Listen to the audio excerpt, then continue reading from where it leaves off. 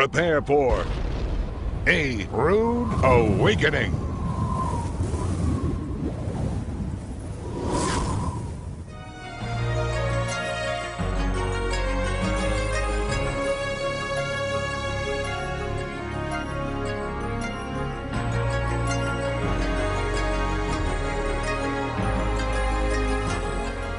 For yourselves know perfectly that the day of the Lord, the millennium of the Lord, as it's also considered all through the Hebrew Scriptures, that the day of the Lord so comes as a thief in the night. Whenever you have the word as in the English language, in the Bible, used as a conjunction, you have a figure of speech. The figure of speech is called simile. In other words, there are similarities that can be drawn from the day of the Lord coming to how a thief in the night comes. And here we have one of these feast of the Lord, or the Moedim, the oracles which are embedded in the culture of the Hebrew people, the Jewish people. And that each night, up on the Temple Mount, you have a priest, and his job is to make sure that the coals stay lit and the fire stays going underneath the altar all night long, so that in the morning, at the hour of the morning oblation, that the altar is prepared and ready to go for the morning oblation. And if that priest, during the night, crawls over into a corner and falls asleep, the high priest, many times, the Kohen Gadol, would go up onto the high priest, and he would take one of the fire pans over to the altar and scoop up some nice red hot coals and stoke it up and shake it out and get it nice and hot, and he would go over to where that priest was laying on the ground and then very gently put it on his garments all the way around him. And as that priest then would go even deeper into sleep, because he's nicely being warmed by these coals, then he is abruptly awakened as his clothes burst into flames, and he is immediately exposed in more ways than one in that he was not doing his job. In other words, the high priest came up as a thief in the night, and it was exposed that he was not doing his job as he was left to do it. We also have a picture that the Messiah gave us in that very same picture, because every time the figure of speech is used as the day of the Lord or the Lord coming as a thief in the night, he always comes to slothful, wicked, drunken servants who are not doing what they're told to do. And we don't want to be in that category. We want to be in the category when the high priest comes, is that we are attending to the job he has given us, and then he comes up when we're doing our job and sits down in the warmth of the fire, and we then fellowship together because we're obedient to what he has told us to do. We should never, ever identify with the Lord or the day of the Lord coming as a thief in the night to us. For when they shall say peace and safety, then sudden destruction comes upon them as travail upon a woman with child. Now, do you want to be in that category of they and them upon whom sudden destruction comes? No, this isn't church. You can go ahead and answer. No, we don't want to be in that category of they or them upon whom that day comes. And it says, as travail upon a woman with child. Now, let me ask you again. We have the word as, and is the figure of speech simile. And when we have that simile, we see that when does travail come upon a woman with child? 3 weeks after she becomes pregnant? No, when the fullness of time comes, when the labor pains begin, whether she is ready or not makes no difference at all. That baby is coming when those labor pains begin. So if you are not prepared for what's about to happen, you are going to be in the pains of labor. You are going to need a labor coach because you have no idea and you have not prepared one bit. We don't want to be in that position that the entire world is going to be in a very short amount of time, in which that day comes upon them like a thief, absolutely unaware, because the times and the Moedim have already been changed by the Antichrist religious system and the government in which we now conduct all of our business. The times and the seasons have been wiped from our consciousness, and that day is going to come upon the world, and the labor pains are going to begin, and you have got to be aware, because the world is going to need a labor coach. They are going to need to know their Lord, their Messiah, and that's your job. That's why you're being called out in this day and time, because he wants you to know. It's always disappointing to see the number of people that come out, but we are never disappointed in who comes out, because God has called his people out, And while the rest of the world is sound asleep, his people get ready for the things that must come to pass. In the Gospel of John, John says that I have not written everything that should be written or could be written. The world wouldn't even be able to contain the scrolls of the things that should be written about the Messiah.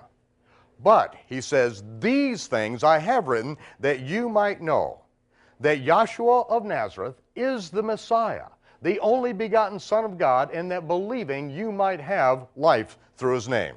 Now, once in a while, I'll just, by nature, I'll use the Hebrew names, and so, you know, when I say Yahshua, you know, I'm speaking of Jesus, as you have grown up and are familiar with his name here in the West, but I'll use the name that Gabriel the angel told his mother Miriam to call him, as their names are in Hebrew as well.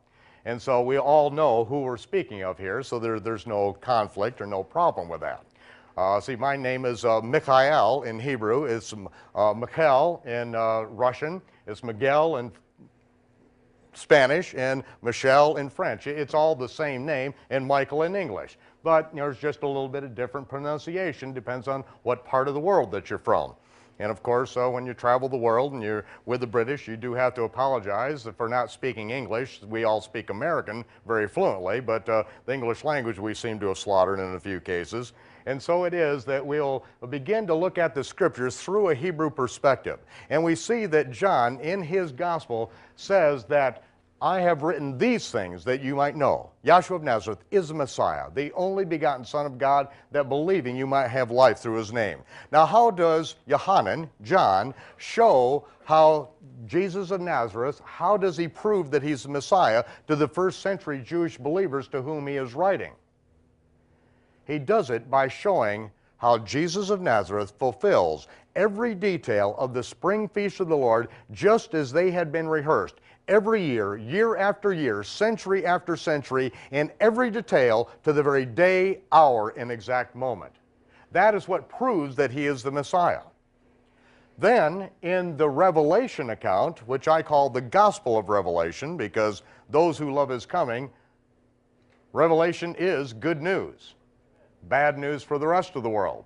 But it's a gospel, the gospel of the reigning king, and we see that Yohanan, John then details how the Messiah fulfills all of the fall feast of the Lord to the very day, the very hour, the exact moment, in every detail in which they've been rehearsed for thousands and thousands of years. The Gospel of Revelation really can't be understood from a Western Gentile perspective 2,000 years removed from the feast of the Lord, because it is literally how the Jewish Messiah fulfills the fall feast of the Lord. And so it is that understanding that my job, the Messiah has given me, is to teach the prophetic fulfillment of the feast of the Lord and to understand these things. So it is good to be with you tonight, because this is a real treat for me to be with so many Gentiles who are followers of the Jewish Messiah.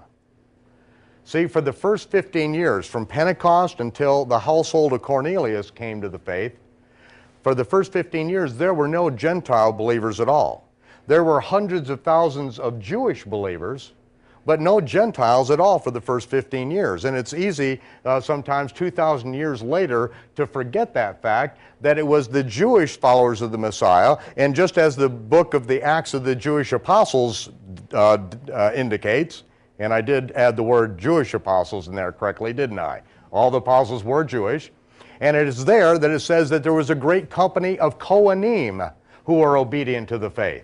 The Kohanim, they are the priests that actually serve in the holy place. They were obedient to the faith, and it was the first century Jewish followers that took the good news of their Messiah out to the Gentiles and gave their lives in service, as the Apostle Paul and many others did. And here we are, 2,000 years later, just about 2,000 years later, and here we are, all one family, all next of kin by the blood of the Messiah. It worked. It worked. After all this time, we can look at it and say, hey, it worked. Now, we got some things to get cleaned up from, okay? There's a few things that kind of got added into the faith once delivered to the saints, and things, good things were stripped away from us, but that is what God promised would happen in the last days, and that's why we're here. Because it was Paul that wrote to the believers in Rome, and he said, what advantage then have the Jews? And he replied to that rhetorical question, much in every way, but primarily because unto the Jews were committed the oracles of God. So of all the advantages there are that he could have enumerated, he said this is the primary thing, that unto the Jews, to Israel, were committed the oracles of God. What are these oracles that are so important? As it says in Hebrews, that at the time that you ought to be teachers, you have need that one again teach you the first principles of the oracles of God. What are these oracles that are so important that they are like the foundation of the foundation? As Peter said, if any man teach, if any man minister, if any man speak, let him speak as of the oracles of God. What are these oracles which are so foundational as far as understanding that we ought not to even be teaching until we have these things mastered? It was Stephen who, standing before the Sanhedrin, said, our fathers received the living oracles to give unto us. What are these living oracles? The word oracles sounds a little bit mystical, doesn't it, in our culture? The word oracles is the word logion in Greek, which means communication. And we see that God did, in fact, commit his communication, his revelation of himself to Israel and the 12 tribes of Israel, and they were to be priests to the entire world, to the whole planet. We see that Moses and all the prophets came to the 12 tribes of the Cherokee, the Aborigine, the Algonquin, and the Navajo. No. They came to the 12 tribes of Israel. They were to be priests and teachers to the entire world. The written word, the scriptures, were committed to their keeping, and there is still, to this very day, amidst all of the different versions and New Age versions of the English Bible, there still remains only one Hebrew text. And that Hebrew text still is in the same order that it was 3,500 years ago when Moses penned every word. There is an equidistant letter sequence in the Torah, the 5 books of Moses, in which in Genesis, every 50th letter, you go from the beginning, every 50th letter spells out over and over and over again, Torah, Torah, Torah, Torah, which was translated law in the English. Exodus the same way, but Deuteronomy and Numbers, it spells Torah backwards, all pointing to the central book, which is Leviticus. And then every 7th letter, which is the number of God's perfection, it is Yod, He, Vav, He. Yahweh, the name of God, every 7 letters, and today, to this very day, that the Hebrew text still maintains the same equidistant letter sequence. This cannot be done by man and still make any sense of the text in which it is written. This is God's signature. It was committed to Israel, and they did a far better job than the Latins, the Greeks, or, obviously, the English have done in maintaining the purity of the Scriptures. And as Paul said to Timothy, from a child you have known the Holy Scriptures, which are able to make one wise unto salvation. Now, when Paul wrote this to Timothy, was he referring to Matthew, Mark, Luke, John, Acts, Romans, 1st and 2nd Corinthians? Didn't even exist. What existed was the Torah, the prophets, and the other writings. The Torah, the 5 books of Moses, and the other writings. The Torah is the basis. That is, Torah means the instructions. The instructions from God.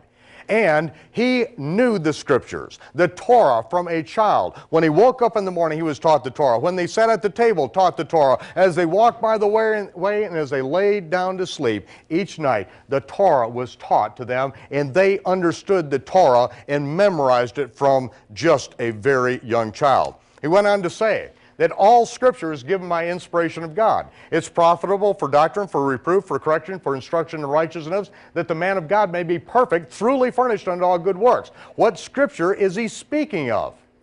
The Torah. It's all that existed at that time. Not to say that the New Testament Scriptures are not given by inspiration of God. I'm just saying that at the time it was written, this was the foundation of the first century believers. This is what they all understood.